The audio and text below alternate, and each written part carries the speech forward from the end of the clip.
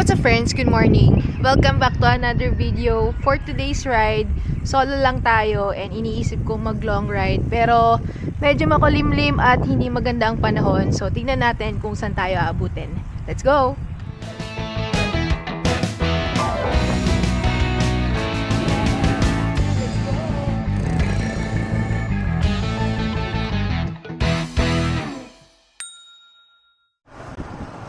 Time check 6:12 ng umaga. Saktong 6:10 tayo nag-ride out.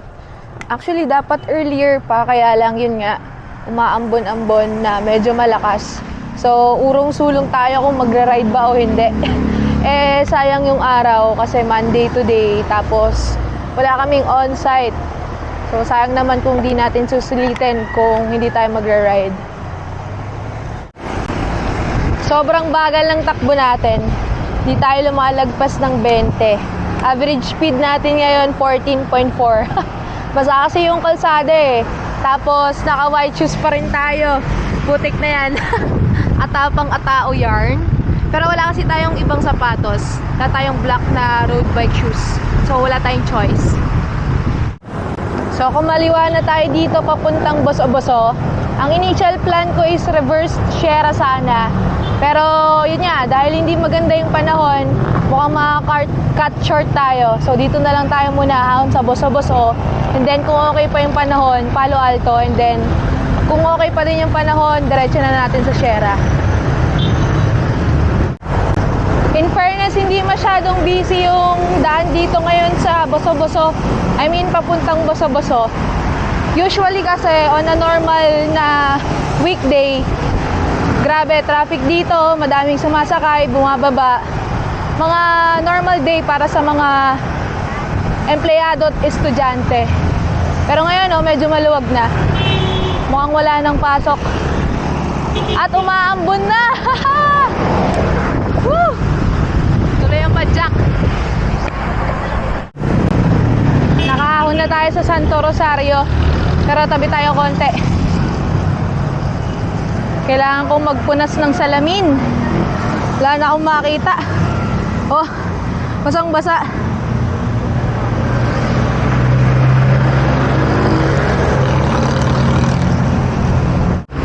Okay. Goods na ulit.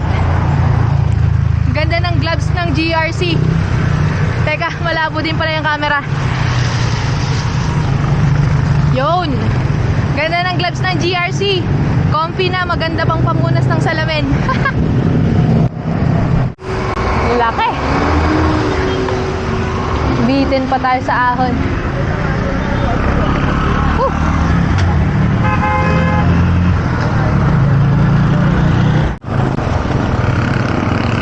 Ito na. Paahon na tayo sa Bukuhan.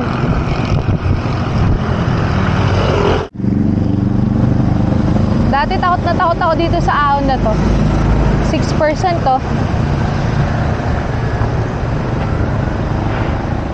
Sakit-sakit nito dati para sa akin.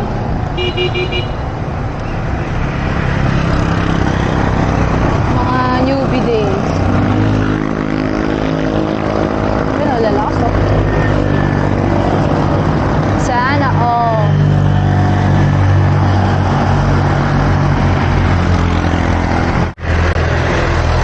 Sakit nun. Sakit pa din. Pero lagpas na tayo. At wala nang mga bukuhan dito. Nakakamiss. Nung pandemic, puro bukuhan lang dito eh. Ngayon wala na. Kahit isang buko, wala.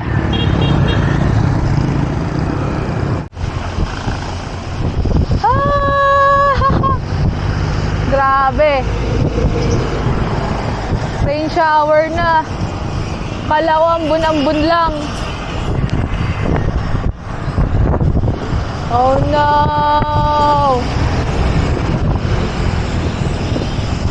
Ito tayo dito sa Clark.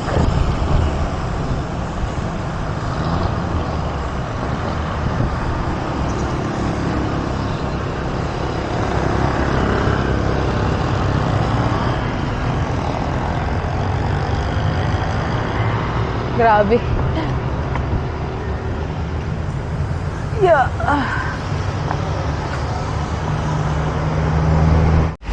Sobrang dumi na ng bike ko. Yan yung mga talsik ko. For sure, madumi na din yung likod ko. Dumi na din ng camera. Dumi-dumi ko na. Hinto na yung ulan. Pwede na ulit. Woo! Lamig!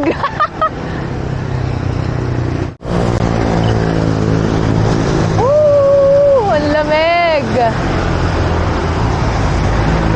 Last lusong na to dito sa may RC Cola. Tapos start na ng medyo mahaba-habang ahon. Nakakamiss din tong boso-boso eh. Ang tagal kong hindi umaahon dito dahil nga sobrang traffic papunta sa may bandang Kogyo tapos Padilla. Puno ng mga tricycle, jeep, sasakyan. Pero yan, ngayon, ahon tayo. Maulan edition pa.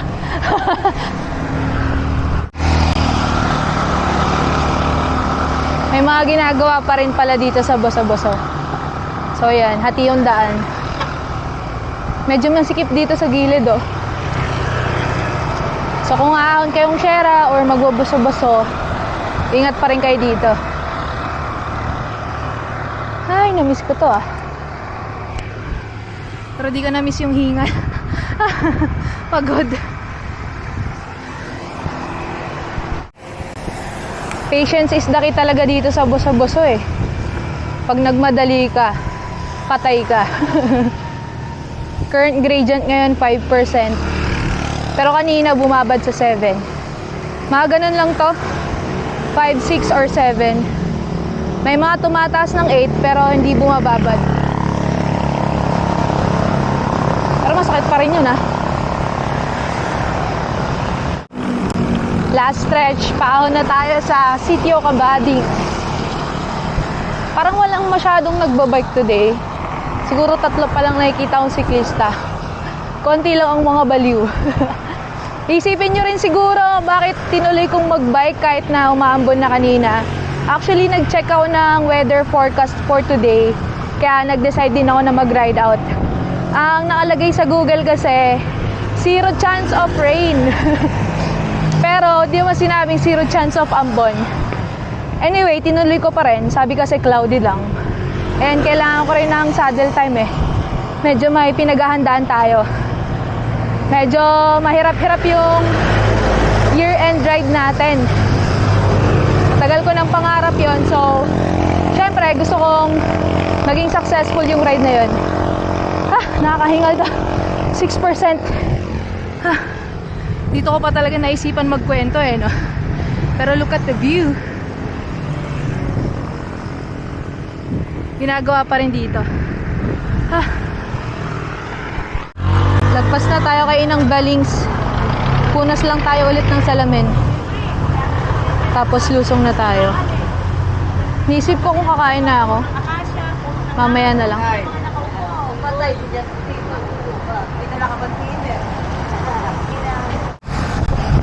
Lusong na tayo. Alalay sa preno. Ang dulas. Naka 18 kilometers na pala tayo. So I'm thinking lusong na lang sa Mang Bix. Lusong tayo kay Mang Bix. Tapos ahon na rin. Tapos kain na tayo ng breakfast sa Ahon Coffee. Ang lamig din kasi. So baka magkasakit tayo. Mahirap na. Imbis na maka-ensayo tayo, lalo tayong mawalan ng saddle time. Lusong na tayo kay Mang Bix. Woo! Lalay tayo. Hindi masyadong kumakapit yung brakes, basa eh. So, mahirap mag-free wheel. Tsaka wala tayong tapalodo. Basang-basa na yung likod ko. Yun pa yung isa natin kailangang bilihin para sa long ride natin ngayong year-end. Tapalodo. Wow, ang ganda. Ganda ng view, puro ulap. Grabe.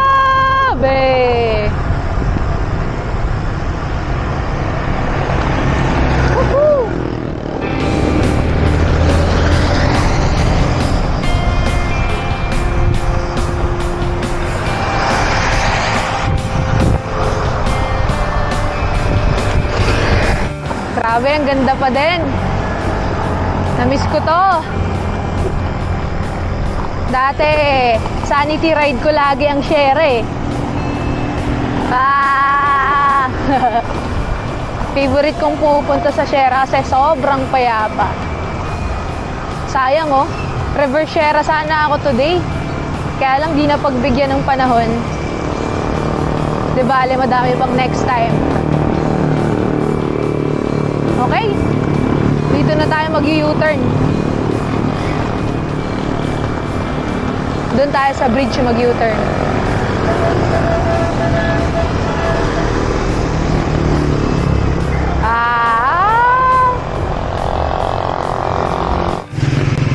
Grabe. Dungis ko na. Pero dito na tayo mag-U-turn. Andun si Mang Bix. Yan, dito na tayo U-turn.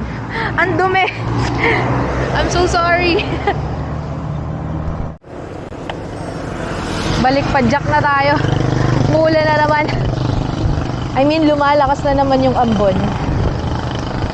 So, hindi ito maaari. Nagpicture-picture lang pala tayo dun sa bridge. Tapos tinanggal ko na rin yung salamin ko. Basang-basa na rin kasi. Tapos medyo malabo na talaga. Mas okay na wala na lang.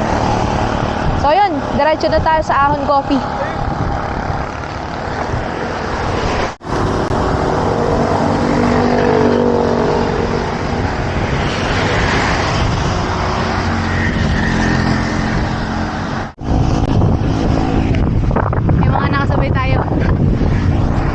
Mga kapwa baliw.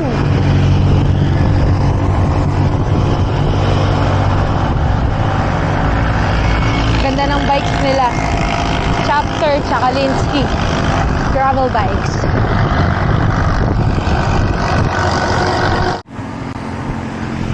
Bosa-bosa hotel na tayo. Ha! Sakit talaga nun. Sakit talaga ng ahon sa Mang Bix. Thank you din pala sa mga nakasabay natin. Hindi ko sila nakausap eh. Seryoso kami pareho sa ahon.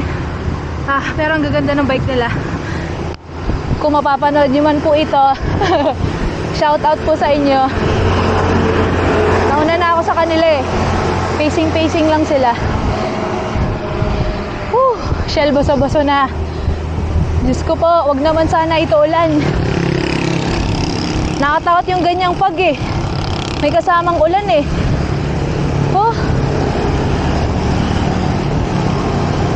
Hindi, pag lang. Pag lang yan.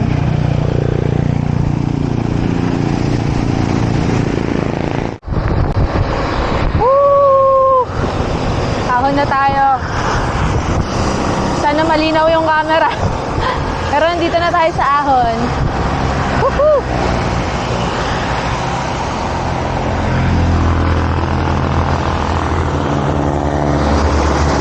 Ni sir si ma'am.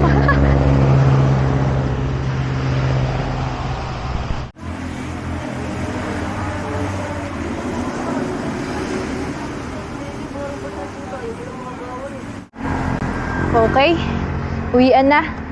Time check 9:34 ng umaga. Balik na tayo sa bahay. Solve na tayo for today. Nakaka 24 kilometers na tayo. So more or less 50 kilometers din total ng mileage ride natin today. Medyo tuyo na pala yung kalsada. Sumikat na yung araw. Blue na yung sky. Woo! Ayan o. Hindi na super foggy at saka cloudy. So masarap na pumadyak. Kahit blue yung sky, hindi tirik na tirik yung araw. Very bike weather condition na. Sarap. Sarap ng ganito kapag ka long ride oh. Very favorable yung weather. Woo!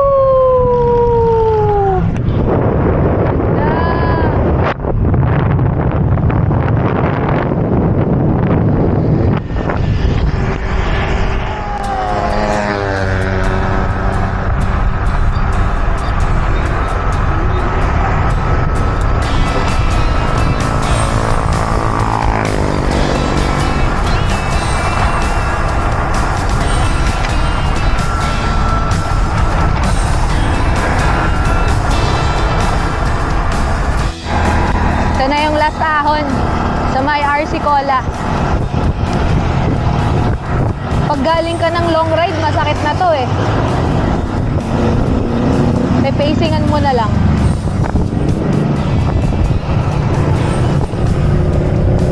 Pero kaya naman. Current gradient 4%. Pero alam ko na gano to eh, nagta-10 sa dulo.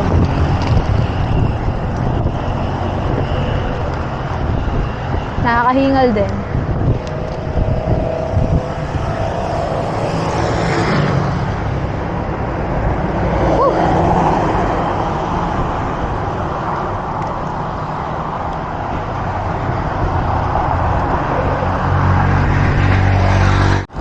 Saktong-sakto din pala yung suot natin. Naka straight GRC tayo eh. GRC na kit from head to toe. So GRC na cap, GRC long sleeves, GRC na bib shorts, yung utility na shorts nila. So may pocket sa gilid, both sides, tsaka sa likod. Very convenient. Tapos yung long sleeves natin, hindi makapal, hindi manipis. So saktong-sakto for any weather condition. Sarap gamitin. Mukhang ito yung gagamitin natin sa year-end ride natin. Pati rin pala syempre yung gloves natin. Pinangpupunas natin ng salamin kanina. From GRC din to. Grabe, sobrang comfy. Di siya sumasakit. Ito lang yung gloves na na-try ko na hindi sumasakit yung kamay ko. Sobrang comfortable niya. Ayun lang. Dahil weekday today, tapos Monday pa. Ayan na. Traffic na.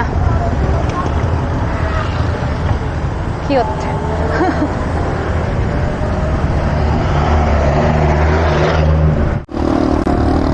Nakalusot din sa traffic. Pero alam ko meron pa to eh. Doon sa may bandang Cherry mamaya. Pero singit-singit na lang tayo.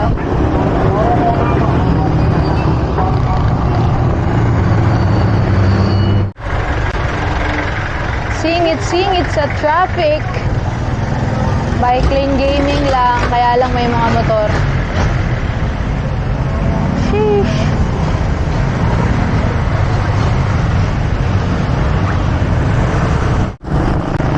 Ayun na. Eto na, pa-Marcos na tayo. At kumukulimlim na naman. Diyos ko po, sana wag bumuhos. Tuyo na tayo eh. Tapos nakaka 38 kilometers pa lang tayo. Grabe naman yun. Yun, nakaka 38 kilometers pa lang tayo. So baka mag-Marcos pa tayo para maka-total tayo ng 50.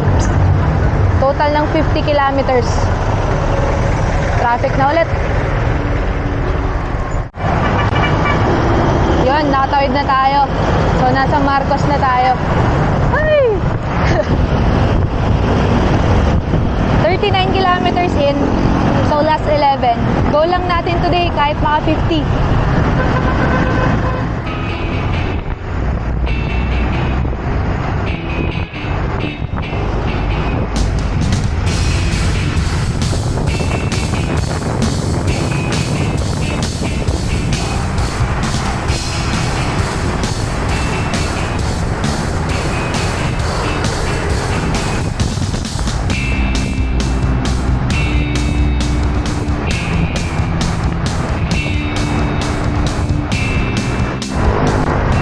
Marikina na tayo. Also known as Japan. Daming manyak na truck na driver, no? Actually, pahinante. Ano? Talagang titig na titig. With cat calling. Anong kabastos-bastos sa suot ko? Sige nga. Ay, nako, boys. Turuan nyo yung mga anak nyo. Huwag maging bastos. At huwag din kayong bastos. Anyway, back to Padjak. So pumasok na tayo dito sa Riverbanks and then papasok din tayo sa Provident. Iwas tayo sa traffic. Nakaka 44 na tayo. Last 6 kilometers. Woohoo! Ano kayang meron? Sarado yung street eh. Pero pinadaan ako kasi bike naman daw. Ay, may shooting ata. Mukhang shooting nga. So, ito tayo sa laro. Ito po.